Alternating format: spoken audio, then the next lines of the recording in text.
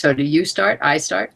Yes, hello, we are live now. So Okay. welcome to another live Google Hangout, everyone watching on the Living Income Guaranteed. And today, as we have described, we're going to be discussing welfare rights movement and activism, as well as basic income. And with the ongoing inequality and the plethora of anti-poverty measures that also the welfare system is intended to be a part of, there has been a major problem that hasn't been solved in its root and cause. And basic income, as a movement that has been ongoing for over 40 years, has proven to be a bastion that is very well meant to be a continuation to finally solidifying this movement to an outcome that is generally best for everyone. So with us, we have today Ann Withorn, who is an activist, a PhD professor from the University of Massachusetts on policy of public and community services. And also she's a general troublemaker, as she describes herself. Right. So Ann, welcome to the Hangout, and it's an honor to have you here. Right. Just a quick check-in. In this place, UMass, University of Massachusetts, Boston, is an important thing to say because I was in the city. UMass in general is a big one out in Amherst and other places. So that's where I was. I was in the city. So it was good to be there. And my experience as a professor was at a special college for adults. Always, many of the students were themselves women on welfare or human services workers or activists and community things. So it was not your usual professorship. But I did the right thing. I did the things you're supposed to do. I wrote things. I gave papers. I got tenure. I did that. But it was easier to be an activist professor where I was than almost anywhere. And it's harder to do it now. So. And you're already retired, so I retired in 2013. So my goal is it's radical reentry. I can't use any excuses of all the bureaucratic craziness of being in a university. I have to do what I know I had to do all along, more. Great. So it is an honor, as I said, to have you here because we'll be sharing with our viewers all your expertise, your advices, and your walking in life of this movement that is so important and so relevant, and so sharing with everyone why it matters to speak of basic income welfare rights. So to everyone watching, I'd like to remind you that there is going to be questions and comments that you can place in the Google event. You have to be logged in with your Google Plus account to place them in. We will be talking for about 40 minutes more, most likely. So make sure that you get your comments throughout that time frame. And if you're watching the repetition in the YouTube video, please make sure that you place the comments in the comment section, and we will make sure that Ann gets to them. So let's start, first of all, sharing a bit on a recap of your history and part of this movement in the US, in Boston specifically. This is a movement that has had over 40 years. So can you share with us how you became part of it? I grew up in the South, white Protestant reactionary family, and I'm a refugee from that, starting in '68. But I was trained as a historian, so I came up here to go to graduate school at Harvard University, and that very quickly in 1968 was not the place to be doing almost anything. And I got involved in the anti-war movement. I'd been involved I can only say I was a wannabe civil rights person. I was young and I was scared of things and stuff. So I was outrageous, but not unafraid myself. And I got involved in the anti-war movement, but I didn't want to do it through the student world, especially at Harvard. So I was basically doing work in the office, along with going to demonstrations and organizing them, with a very minor role, really, in Cambridge, Massachusetts in 1970. And next door, we had a little office there, and next door was another little office for the Cambridge Welfare Rights Organization. And the reason I got to be involved with them in the first place is because they had a better mimeograph machine than we did. Speaking of media, a mimeograph machine from the old days was one of the ones that you churned it around and then you printed things out, and it wasn't a copy machine. It was like, and that's what we did. So we borrowed it, and I would go over there and next door, and the women in there were totally cool. Unlike, my comrade men mainly, and some of my other female comrades in the anti-war movement were nice, but they were heady, and they were, especially the men, they were really sure what we should be doing, and it was all about learning the right strategy and getting the right wording, and it wasn't very welcoming and loving. And next door was like, is this amazing conversations going on all the time with these amazing women. And for me, it was like, this is a movement too.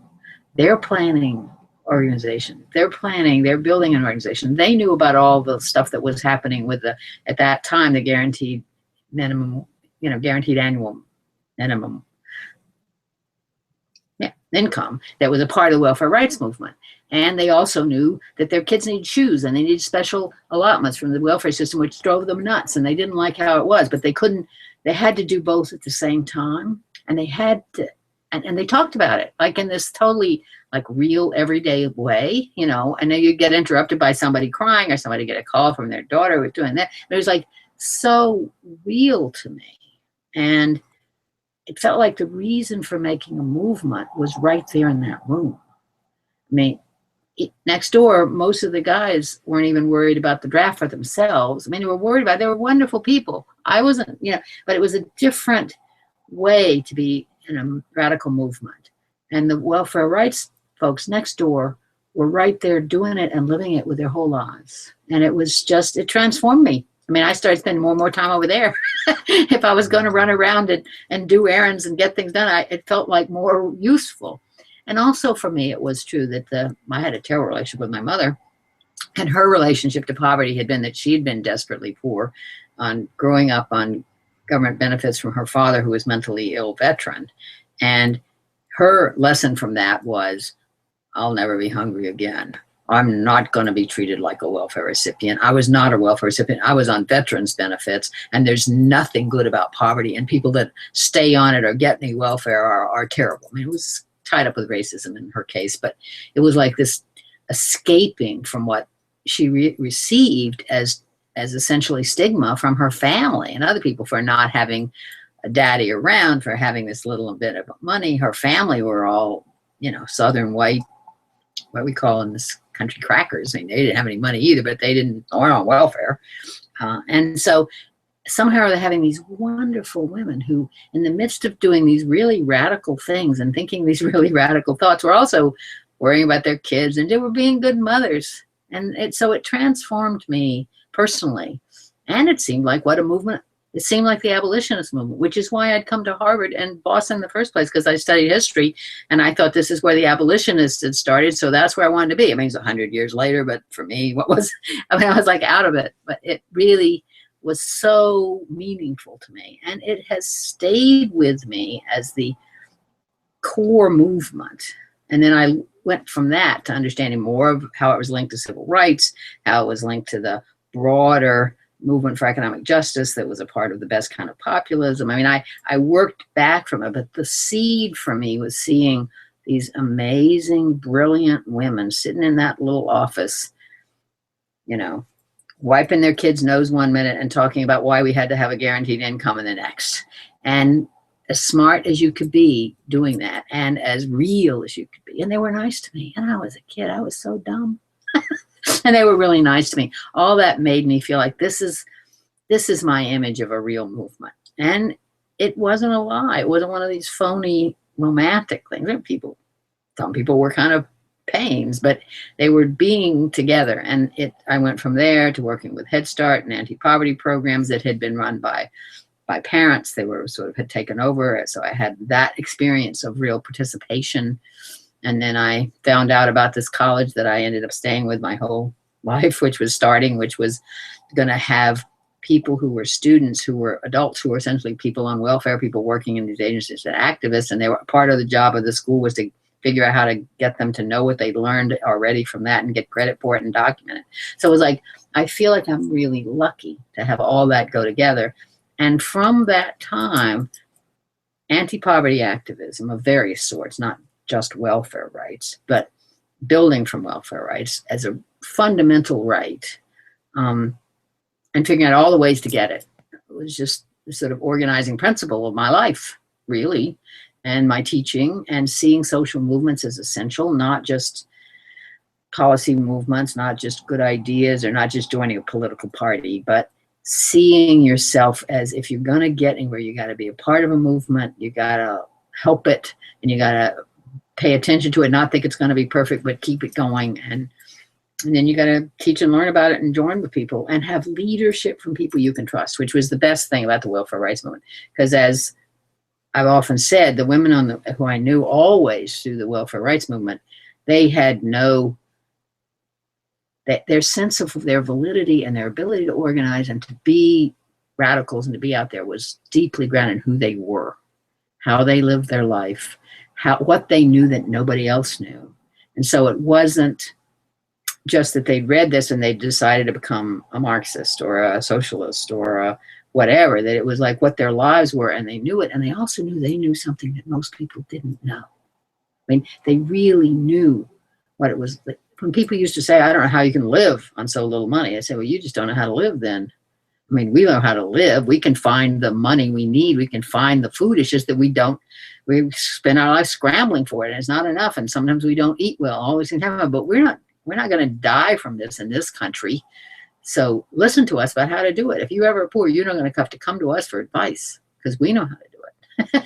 And that kind of confidence in what you did know, which it's never true for everybody, but the people that got it to build a movement, and not just the welfare rights movement, but a lot of the other anti-poverty, democratic, led by poor people movements, it's just incredibly powerful, and still is. And it's been harder and harder to do, but it's still a source of all sorts of good energy.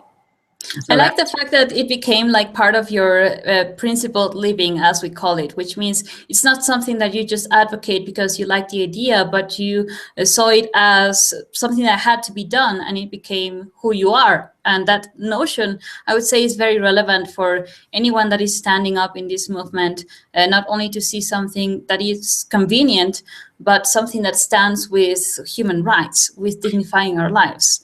Well, I think for anybody who thinks they want to be a part of a basic income movement, the first question to ask is, well, if we got what I sort of think it is, what would it mean for me? What would it have meant for me in the past? What would it have meant for my mother? What would it mean for my children? How would having this piece of security change me, change my life, allow me to do different things, feel more not to be afraid? I mean, not just the poverty of right now, but to not be afraid of the future poverty. What would it mean for me? And if we can, each of us kind of figure out how to talk about that for ourselves, first of all, it gets you more committed to the idea. It also makes you really, what's also important for any movement, which is tolerance and really respect for the different ways that people get there. I mean, I was inoculated against Christianity as a kid with this fundamentalist mean people. And I've had an easy way of kind of being anti-clerical, you'd say in Europe, or anti just all of it. It's Easter today. I mean, I heard Easter sermons were about the Jews killing Jesus for me. I mean, growing up. So, and you can't deny in the deepest way that some of the bravest and most longstanding and deeply committed people to anti-poverty and to the real inclusion of poor people in a movement and to respect for that expertise have come out of the churches. I mean, not just churches, but the religious people who see that there's, what is it? The Catholics say you have a special road to heaven, or there's a special option for being poor because you have this expertise. And my life, given my experiences, wanted to like poo-poo that or say, well, that's really this, when in fact it's incredibly deep motivating, and you can't move away from that, and you've got to see what that brings to a movement. And so I think that's a big part of what's good about basic income. It's sort of like the best parts of healthcare for all. I mean, what would it mean if you could just get healthcare? Just get it, not because you paid your insurance premium or whatever, if you just got it. And it's like education, the things that we can say are our fundamental, reasonable expectations from the society we live in. And if you can do that, then you can be a part of that movement, and then you don't have to worry about your being white or more middle class or more privileged or more whatever, you can just say, oh, this is how it benefit me, and this is like how it benefits other people, how they like, and if it's different, let's find out what the differences mean. And that's, for me, the healthiest part of any movement. So in terms of the welfare rights movement as such and basic income, how do they both join together? Or does basic income engulf the welfare rights movement? What is your perspective on this, also to clarify it for our viewers as well? Well, I think there's different ways to see it. Clearly, if we had a basic income for all that was guaranteed and adequate, that would incorporate what we ever talked about as welfare rights, more or less, except that welfare rights at various points was not only about the income, but it was about the services. It was about the connections to being poor, and in terms of getting treated well, and the respect and other access to things that you couldn't have because you were poor, not just income.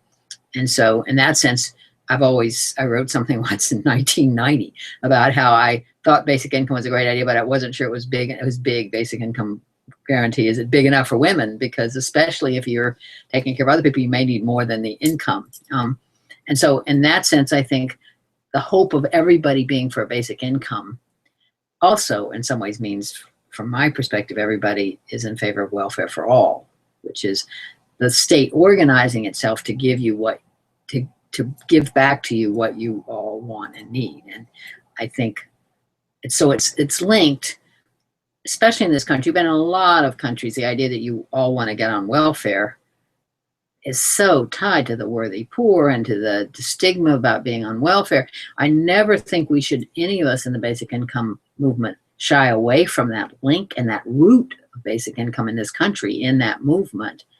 And it's important to say the reason why people have had so much stigma against welfare recipients is because we've had so many fantasies about our own independence, the way that capitalist labor markets were going to take care of us. So what we really needed was a job with good wages and good conditions, which was always a bit of a fantasy. And the poorest people always knew that. And also you need something in addition to that. I mean, you can't even have a good job unless you have a basic income, as far as I'm concerned. I mean, because you think you're stuck in it. You know, you can't find a way out of it. And if you have a basic income, then when you don't like your job, it doesn't mean you won't quit, because you're going to get a lot more from jobs than you'll get from basic income, but it gives you a floor. First time I ever heard of a trust fund, which is what rich people set up for their kids for generations. Yes. I thought that was amazing. I met somebody who was living off a trust fund, and that meant that he was kind of a screw up a lot of times, but he knew he was going to have this much money in his bank account for the rest of his life because of his great grandparents and all this money. And I thought, I mean, he could be much more artistic. He could do all part-time things. He could do all sorts of stuff just because he had that trust fund. So, I mean, there's always been this logic in the welfare rights movement or in the basic income movement. What do you call it? You call it the People's Trust Fund? Do you call it a living wage for, social wage for everybody? I mean, there's the history of how people have tried to name what we're demanding out of the society we live in comes from all these various kinds of histories, and it's worth looking at. It's like, I don't want to say unconditional in the sense, because I want to say universal, because it's for us all. It's not on anything. What's wrong is that anything is conditional that is necessity for life, and so I think, but that's just my weirdness. I mean, other people want to talk about it as coming out of, the social wage for all of us because we're living. I mean, I know folks who've been in AA and Al-Anon who say one of the core phrases of AA is that you're not a human doing, you're a human being. And as a human being, you need help and you need to be a part of things, regardless of what you're doing. And I think that if you come to basic income through that, you're going to be really powerful. So it's finding the ways to see all those links, and the one thing I worry about with some of the basic income idea is that it will not replace government. It will not replace a state of some sort. I mean, because there's more things than you need than income, and you need distribution for those other things. The income part, especially now with the computer, is somewhat easier to imagine. But the other things that we also need, that if we're not going to pay for through our income from a job, the way of providing them and getting them, it may not be as universal as the need for income. All don't need elder services now.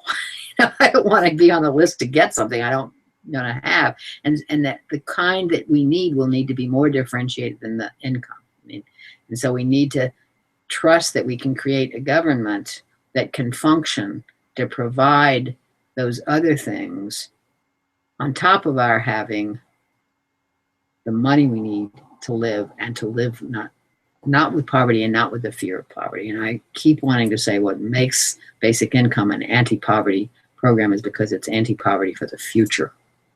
You know, it's preventing that fear of poverty, which creates so much insecurity in the world and is very bad. So what would you say in terms of the role of government? Because many people are also pointing out how, because the government stands as middlemen, then they can get more money from the intended money that should be given to the beneficiaries of welfare systems. So how would you see that the government is required to be reformed or aligned so that it works in a correct manner in order to provide a basic income, for example?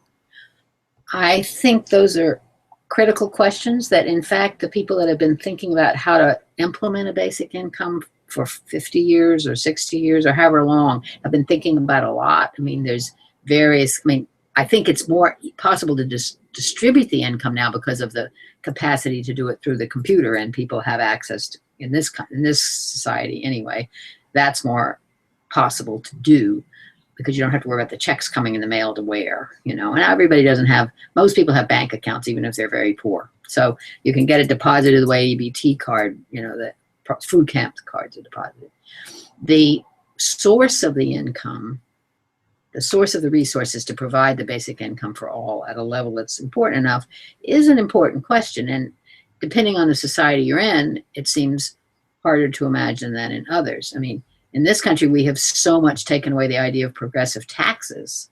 We have tried to take away, and almost done so, inheritance taxes, wealth taxes. I mean, we've acted like nobody owes anything to the overall society except a few people we can catch when they consume something or when they get income from a certain kind of employer. I mean, that's not the essence of building the fiscal, economic resource base for a healthy society. We've got to work on that. There's people working on it. And I have made it a vow not to try to fully figure it out. I think one of the interesting things is that people in the beginning were thinking about all the getting the money from the oil and the gas tax. I mean, the sort of getting the money back from the kinds of polluting of the world, sort of as sort of a payback. And now a lot of people are more nervous about that because it's still seeming to make it okay to have that oil money. So, I mean, it's going to be evolving.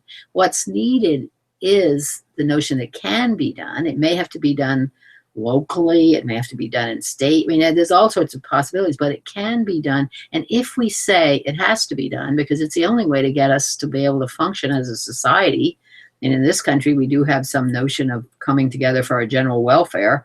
We have some notion of being a society which owes something to ourselves. I mean, we've been cheating ourselves of lots of things for an increasingly long time, but we've got to figure it out. And if we can get that notion that it's somewhat doable, other people have done it out there, and it's got to be public, there's got to be government to do it. We don't want to have the kind of conditional judging of the people who might get it that we've done to too many things, and that's associated with poverty. I mean, the reason why we get so nervous about who's getting too much from the welfare system is because we think that poor people are cheats and they're going to try to steal from the rest of us. And if we think that the people that are stealing from us are the people that are not giving us the money that they're stealing from us in the first place to live okay, I mean, that's a different kind of stealing. I worry about those thieves. They got so much money. If we can get that back from them, that's fine. But we have to change our way of thinking about what work is, what the collective resources are, and what it means to owe it to each other. And it'll take us a while, but the other thing that's exciting now is that people around the world have been really doing something with it, not just talking about it, much more than in the US. And it is also something that I wanted to ask you in terms of politics, but before we go on to that, I'd like to share these comments. Question that comes from Red Dalmas, and she's saying, what if welfare was defined as ensuring a well-rounded human being, given that we understand that good food, a sound education, and opportunity for self-development creates a responsible human being? I think that's I mean, that's built into the assumption of it. But we're not doing it to create responsible human beings. We're doing because the assumption is that if people are not afraid and have a basic floor, they will be responsible human beings. And if the whole society creates the rest of those things, most people will know how to do it. And if they don't, they'll ask for help, or somebody will help them, and be all the other problems. But I do think that that's the overall goal, even though I think that most human beings in any society, if they're not afraid and they're given the means to do it without having to become saints or not having any decent life for themselves, or think that they have to sort of have nothing, will do it.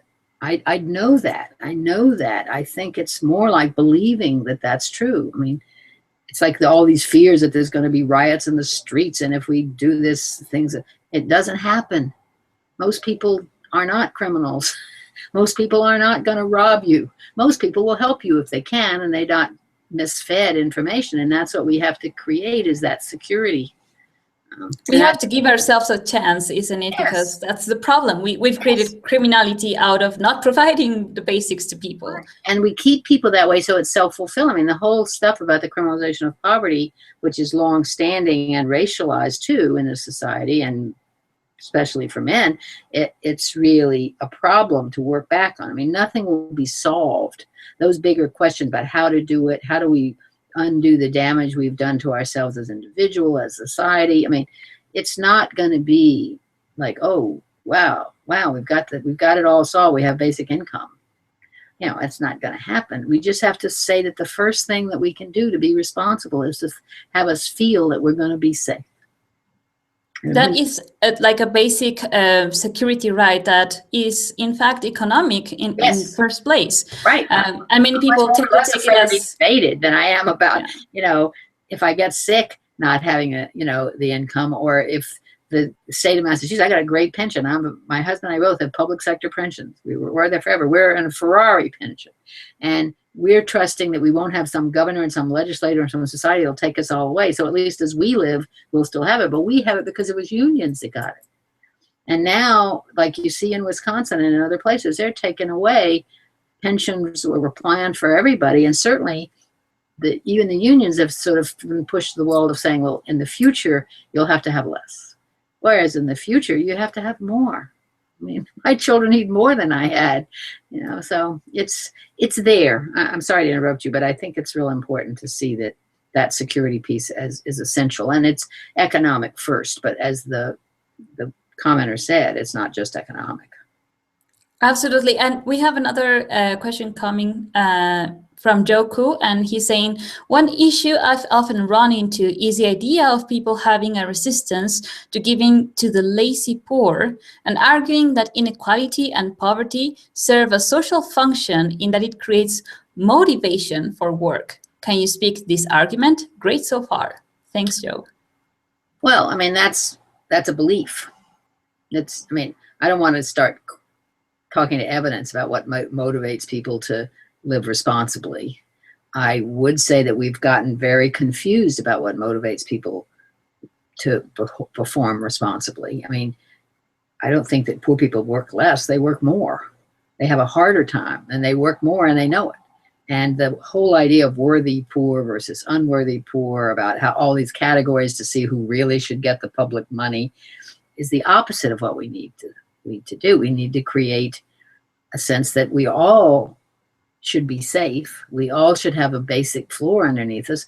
And then we'll have a different way to say, if you're kind of really messing up with your basic income and you're not really doing anything else, it's going to be harder for your kids, for everybody else, even though the income will come for them too. But you start out with assuming that when you say that, you know how much it is. And the important thing about a basic income, which comes without categories to everybody, is that then people who are already lucky enough to be doing the things that allow them to get more through the job market or through the economy, whatever means it is, will know how little, because no basic income is going to let you live high on the hog.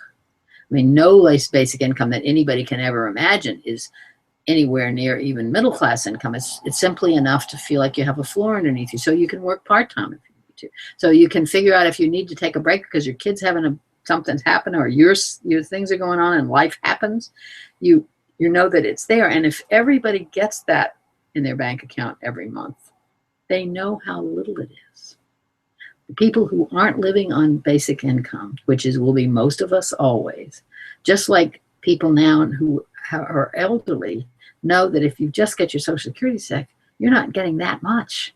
And so you feel bad for people who are only getting their Social Security check because it's not a pension that got continued to be up. It gives you an empathy and understanding of how hard it is, as opposed to having to worry about whether they're misusing your money. And then also the other piece is that people start to think, well, you're getting something I'm not getting. You know, you're wasting your check on cigarettes or booze or watching pornography. I mean, I don't think those are good things to do, but not because you're using your basic income check on them. And I think it just changes the way we look at ourselves and each other, and it would just take that heat off. We can have it for everybody.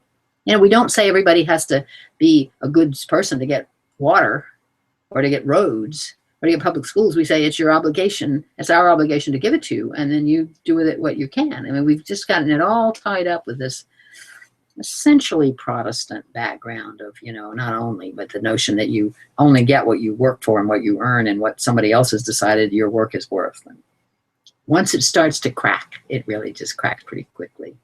And it's also like a belief that comes from the Bible, that you can only make a living if you've sweat on your brow, meaning you only get money if you work. And this is generally... I mean, I'm like I said to you, I'm not a great fan of any Bibles exactly, but exactly. I do think that all those quotes about poverty that are in the Judeo-Christian Bible, and I understand in the Quran too, I just don't know it as well, are two-edged. I mean, they're also saying that because you're a child of God, whatever that is, you're worthy. And then it gets turned into the way to be worthy is to then do something that shows your worthiness by, you know, how much income you earn. But that's an interpretation. The ultimate universality is that we're all children of God, and God is the love that we all give each other. So that's, I mean, we all have bad ideas in our head. I mean, it's not that we're all going to immediately, I mean, I really, because of my history, I really hate being around anybody who's drinking.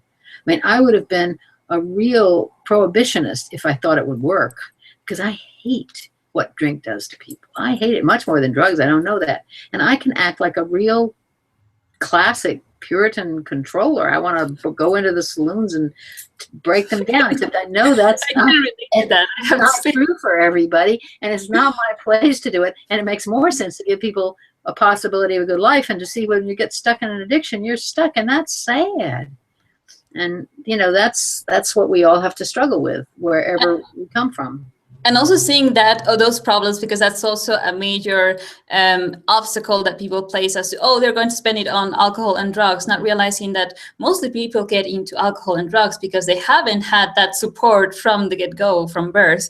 Well, and we don't even know why they do, but they do because they're human, and you should not have any income because that particularly is your weakness. My weakness is getting too controlling and not listening. And that's a terrible weakness too. It just doesn't get me in the same place, even though it doesn't give me as many friends. So, you know, you can be a really friendly drunk that gets people to take care of you. So, you know, it's so nuanced and complicated. And what we want to do is take away, I think we want to take away that excuse.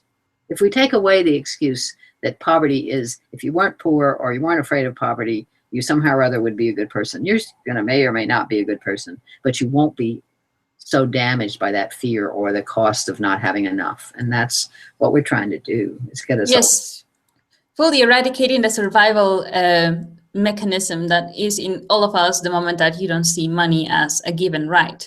Right. And we have a follow-up comment from Joku. He's saying, thank you. And I agree, there is a false consciousness problem at play that channels focus on class and worth beliefs between people instead of seeing our common and equal need for security.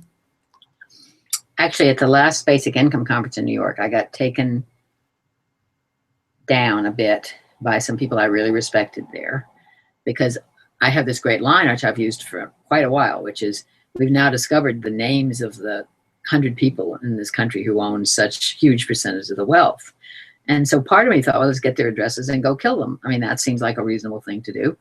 And I say it as a joke, right? I mean, you know, I don't really mean to do it. I don't have any, but my friend, this wonderful man from Germany, says to me, and you don't want to even say that, because not only would that not solve anything, and is it not feasible, it's also bad for you, and it's bad for us. That those people who are born with that money, who have that money, or even who did bad things to get that money, are also human beings. And you can't diminish your things by being so frustrated with them that you just think it would be okay to just eradicate them. And I have really tried hard to criticize myself for saying that and to watch that, because that angry populism, which is so angry at the rich that we just, you know, eat the rich. Wasn't that in one of the, you know, one of the sort of histories, sort of stories. I mean, that's not what we want to do. We want to say inequitable, inequity, that kind of stuff isn't good for anybody. It's not only good for people at the bottom, it's not good for people who feel they're in the middle, but they have to protect themselves. And it's certainly not good for having so much privilege and wealth that you have to feel like you're going to be robbed all the time, or you're going to be this other class of human being because you have all these. It's not good. So we have to just see it as something that hurts us all. Yes, it is something that in the end, if you stand as that point of superiority, you will still have the rest of the people against you because you're not being part of the solutions, just as simple as that. So we have to also create an inclusiveness to everyone. And that's part of what I see is very necessary, to not make punitive measures toward rich people per se. And I do think that things like inheritance taxes, and especially wealth taxes, especially, and then certain kinds of progressive income tax, because I mean, trouble is we've redefined income so much that the really rich don't even have income in the same way that we do. But all that is fair to get back, because that's you're getting more than your fair share. But it doesn't mean you're a bad person for getting it. It just means we've got up a structure to help you not have too much. For example, they can give like higher wages in such case, which is what we propose. So that's true, but I actually have gotten really of course we should have higher wages, and we should have guaranteed minimum wages, and the whole thing of getting a wage should not be so terrible. But there's so many ways to get income from the job market, and so many confusions about what it means, especially in this guy standing way of thinking we're all in the precariat, not even in the working class. Is that it's really important not to think that the wages that we might get from any job are going to be the stable thing in our lives. I mean, they're going to change. I mean, you as a younger person know it better than I do. You can't even aspire to selling out for some kind of job where you'll be bored and stuck your whole life, because nobody will give it to you. And that's because it's not the way the economy works anymore. And that's the sort of stuff of the precariat that is so important for us all to understand. And for the reason why I have more hope for this being a movement is because anybody who's got their eyes open and is younger than 40 understands that the things that the rest of many of societies used to think of as your claim to security are not going to be there anymore. That's so very important, because I've also read that people say, well, why should I be working for paying welfare to the poor ones? But they don't realize precisely that there is no security for that you will have that job for the remainder of your life. It's not even feasible now with technology advancements and so forth. So see, that's another reason for separating welfare rights. I mean, it's seeing welfare rights as the basis of it, but it's also saying we'd all get it.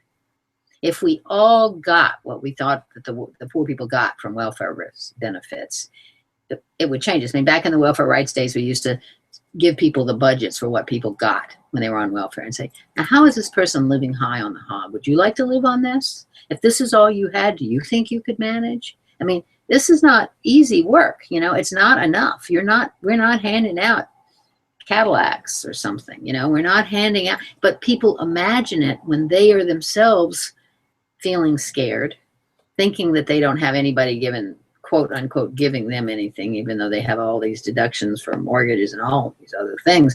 And so they think that they're paying for somebody else to get something, when in fact none of us are paying enough to be giving all of us what we need. And that's where, at least in the West, particularly in the US, that notion that there's anything to justify taxes, there's anything to do to justify collective sharing of resources, that's a triumph of the right. That's just a triumph of the right, and we've forgotten what we knew. when we were more able to say, wow, I might lose my job tomorrow. My colleague a lot, Diane Jujon, would say to labor audiences and some other people who were lucky enough not to be on welfare right then, she'd say, you're next. If you have the same things that could happen to you or your daughter, you're going to have to ask for what we call welfare. And if you haven't protected it as a right and a benefit, it's going to be even less available for you. And don't think you won't need it. And it's a tricky way to make the argument, but the reality is nobody can feel safe and secure, even less than we ever could. And there's not the same kind of frontier to go conquer and kill the people that are living. And the world has changed, and I think it's that part of the world that's changing is good. It may force us to be more social. Absolutely, and also there's more people looking for jobs than there are available jobs right now. So it's like a no-brainer that there must be reforms in how we operate. What do we mean by a job? I mean, what does it mean to say there's available jobs or not?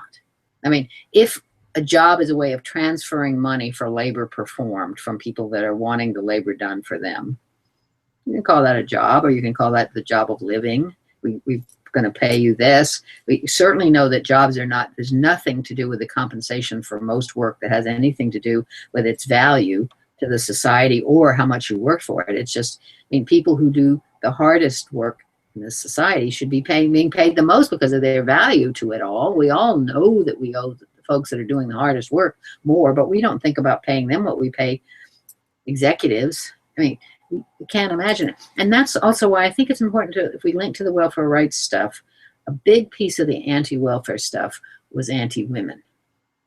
It was the stories of the welfare queens, the people who were broodmares to raise kids just to get income. All of that essentially patriarchal, misogynist thinking about women's role and what they do in the world is not work. And that's actually one of the reasons why the welfare rights movement was also so attractive to me, because it was not assuming that the traditional definition of work made sense. Again, you take care of your kids all the time because there's particular reasons why you can't not do that all the time. You are working harder than I've ever worked. You know, it's like, that's incredible work. So we need to have a floor under what you know you can do for that. And we need to know that the people that are doing that for whatever reasons are doing the work that moves the society forward. And the welfare rights women in the movement absolutely got that. And it was just really transforming if you let yourself be transformed by it in a way that other things aren't. I mean, I think labor is important. I'm a Marxist. I mean, your labor theory of value makes sense to me. The fact that the work of the world is done by the workers and all that, but it's done in such a different way. And there's so much work of the world that's never been seen as worthy of wages, which has then screwed up our welfare systems because we don't give Social Security if you didn't get the right kind of income job. So we've sort of set ourselves up to not even know what work really is, and to, you know, the labor movement at least to say you have a claim to some protections if you get a job. But, you know, Black people in this country anyway, and immigrants have always known that getting the job wasn't going to be enough. So anyway. It is unsustainable as well at the moment to even keep thinking that way as well. Yeah. I'm glad you're doing this.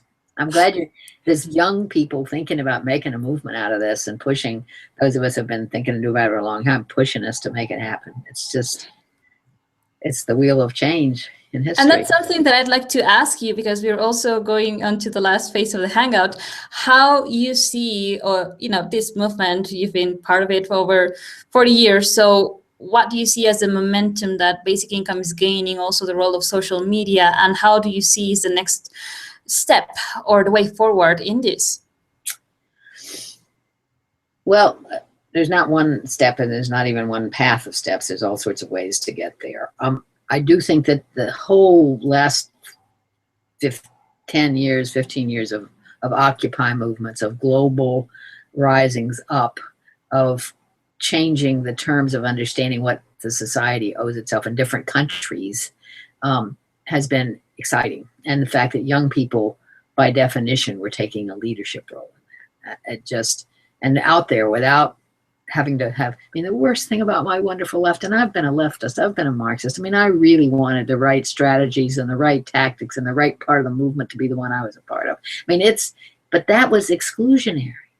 And then when we would be doing that, we wouldn't, if we were socialist and more democratic than we felt some other people were, we didn't trust the communists, or we didn't trust the social democrats who were too compromising with the liberal capitalists. I mean, and it wasn't that those distinctions didn't matter, but they got you immediately into the same essentially sectarian movement that screwed up the Christians, where they'd have to decide if you were Protestant or Catholic or Russian Orthodox or Greek or whatever the different kinds of, it's like not being open to the fact that we all need some similar things, and that's what we all need. And I do think that because it's harder if you're smart, which most young people are, and not as defined by some of the fears that you get once you have kids or people you're really responsible for all that, that more young people are saying, well, what do I need? I need some secure income. I need the debt gotten rid of. I need a debt jubilee day. I need to not have my future defined by the fact that I want to go to college. I need, I need these things, and it's okay to need them, and it's all right to demand them for it's better to demand them for everybody and not just me. So let's go there. And there's lots of exciting things. And the media, social media stuff, I think, is really, I know there's been a lot of romanticizing about what it could be. And the sort of, it's easy to be home and think you're in a movement because you do things like this. But on the other hand, it does give you access to different ideas, to listen to different people, and to see, literally see people who've done different things in a different way than you read about it or hear about it in one forum or the other. And that's exciting. And you, as younger people, have the ability to find it out. I think it's terrible that all these people are going online and finding out how to be a murderer, but a lot more people are going online and finding out how to do a lot of good things. And if we can't figure out how to not have the worst things to get used with the internet, then we can't stop it from, doing the best things, and we can't try to stop it all. We've just got to trust ourselves as human beings to make it work. And I am, in that sense, I've always had more faith in people, especially if we know that we're doing some things together. And the danger of the current time is that it can seem that you can do more with social media, more on your own, and you don't necessarily have to build a movement which is involved a lot different kind of work. It's like you can't just like the idea of having a family. You got to realize it's a lot of work, and a movement to get a benefit and keep it. As a child of the 60s, as somebody who thought we'd won more things in the 60s, and I've watched a lot of those things go away that we thought we'd won. And we worked for them, the civil rights rules. I mean, the fact that we're having to go back to voting rights for people. I mean, the fact that things that you think you've won can disappear if you don't keep a movement alive and create structures to keep them. That's what I can, as a 68-year-old person, I can remind young people, don't think you got it just because you got it for today. But the push to get it and the expanding it as much as you can, and doing it through a movement that you can hold accountable to in a different way than you can some elected official is really important. There was a guy named Andre Gortz, who was one of these writers right around the time of the change from Soviet-style communism to other things. He wrote great stuff, and he wrote great stuff about radical reformism. He wrote about how we can't get everything that we want. We don't even know what everybody wants ultimately. But what the principle ought to be when we're pushing for some kind of a reform and a change through the existing structures, which involve all the natural compromise of politics, we keep pushing for those which will, when they don't work, it'll be because they weren't big enough. When it doesn't work, it's because we weren't expansive enough. And we see, it's like, I don't like the way that the compromises for national health care in this country got sold to some of the insurance companies. But a lot of people know now that they should be getting health care, and they've taken the poison, they've got it, and now they want it to work better. And that's better than if you never had it and you think it's somehow or other bad to have it. So I think that's what and I trust that young people with the right information and the right ways to talk to each other and the right leadership will do it, especially if you listen. We all listen, but especially listen to people who know how bad it can be. It can't be leadership by white people in this world where white people aren't the same.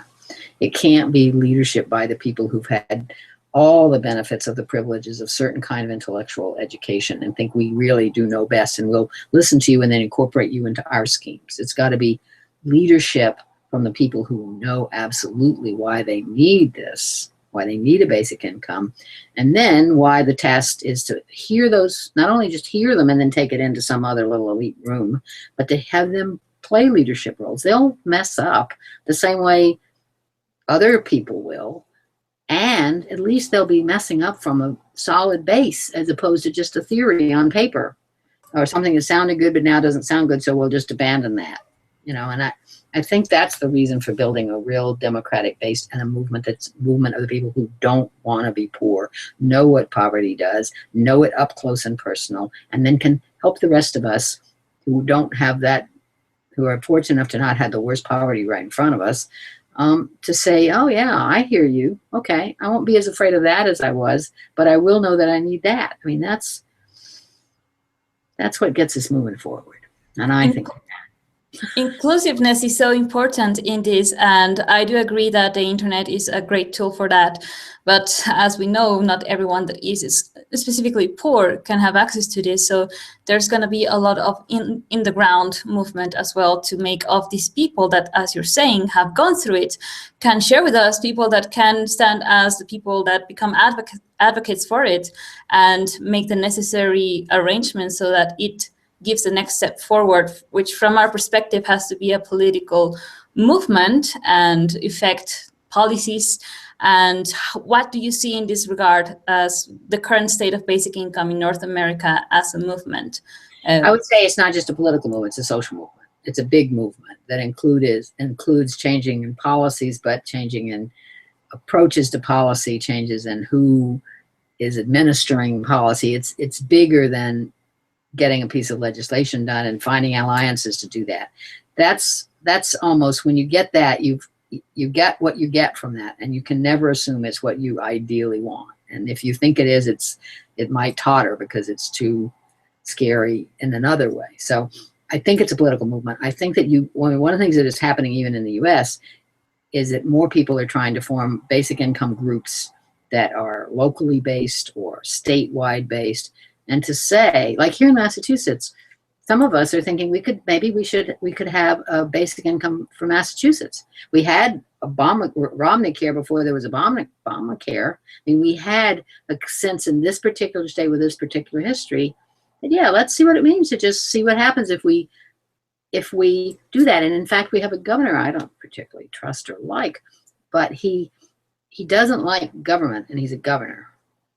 And he's not going to be the worst, I think, the worst kind of, Scott Walker kind of governor. And so if we can convince him to support, he doesn't have to come up with the idea. We don't even want him to give too many of his solutions, but say, hey, listen, maybe basic income would be a way for me to leave my mark like dogs do on the local poll, but leave my mark as a politician around basic income, the way Romney did run on Romney Care in some places. And say, what if we had this? Let's try in Massachusetts, because Massachusetts is not poor. We pretend we are sometimes, but we have the resources to restructure and have a basic income. We don't have the worst anti-welfare people here in the general populace for lots of reasons. It is the Commonwealth of Massachusetts. We come from a certain tradition. Maybe we should try to simply just leap over just say we want a basic income in Massachusetts. Let's figure it out. There are people in the legislature. There's people in the sort of green people. There's left people. They might really want to do it. So we're just really beginning to think that way. I mean, literally, it's just talk now.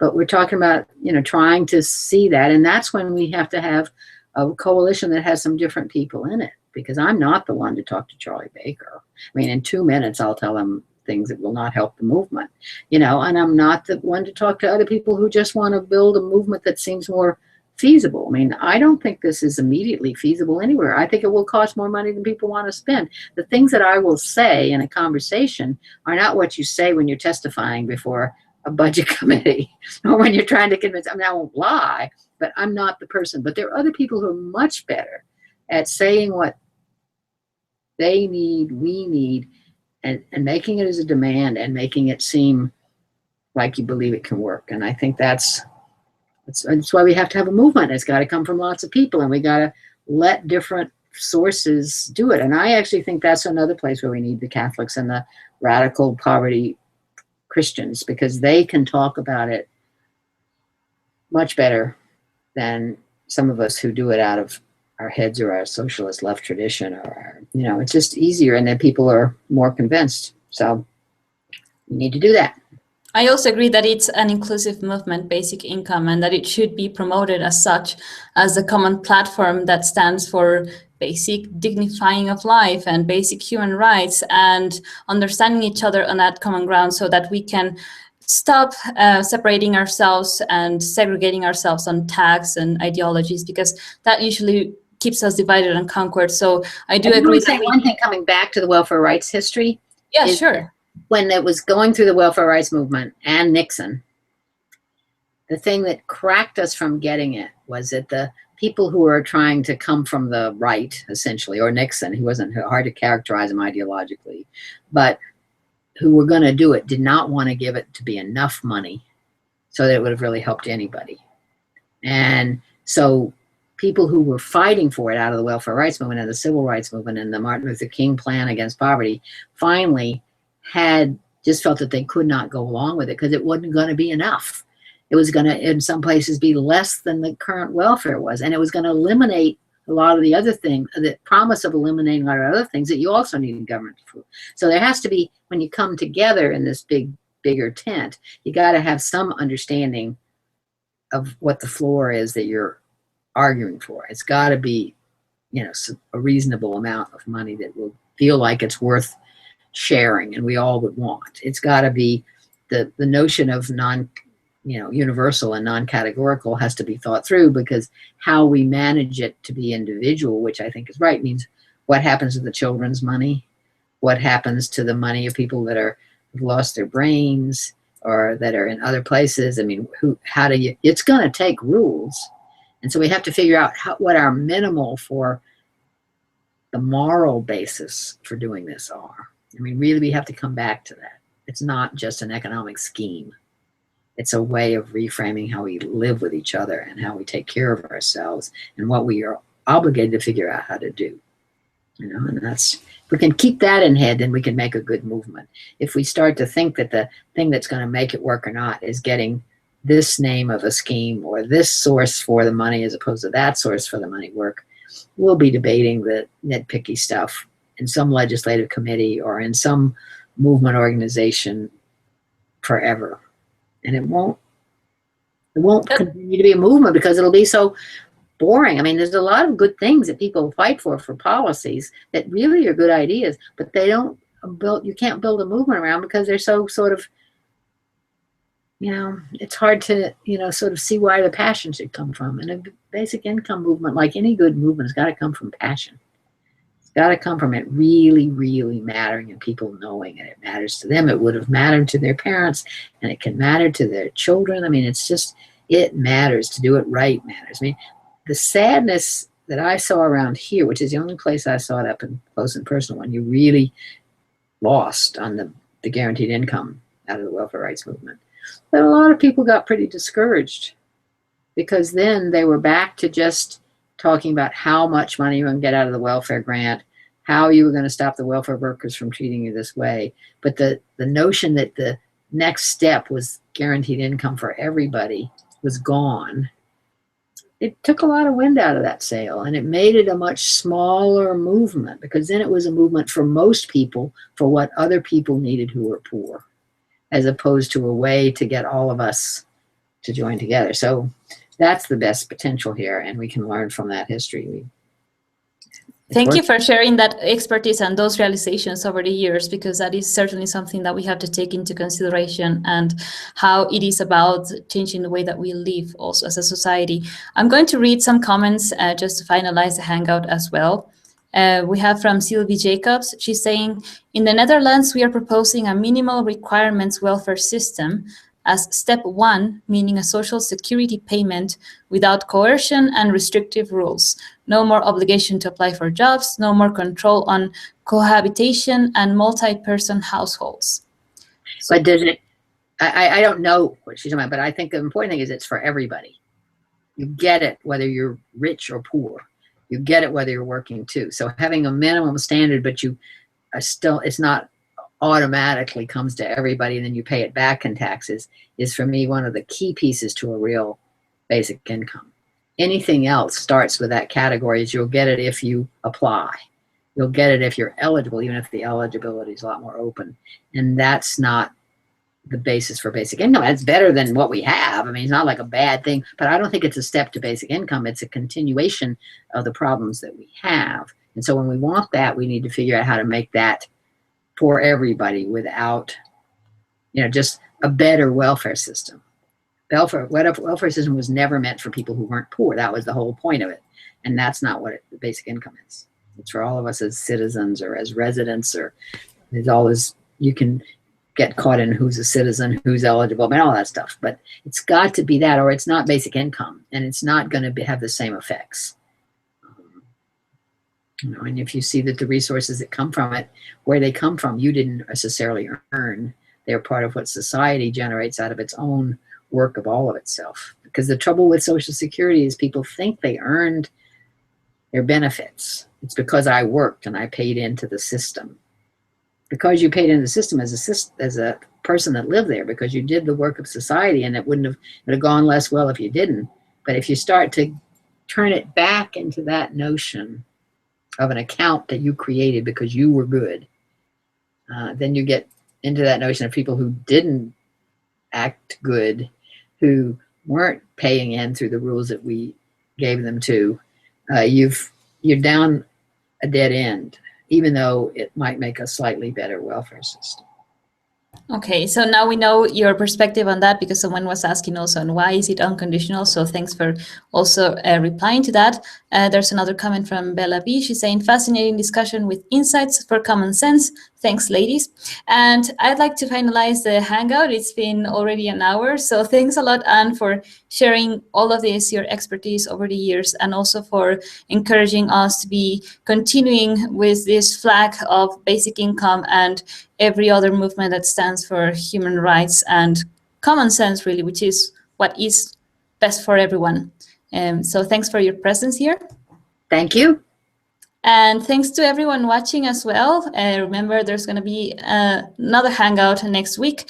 We've changed the schedule to 18 hours UTC time, so make sure that you are tuning in at the right time.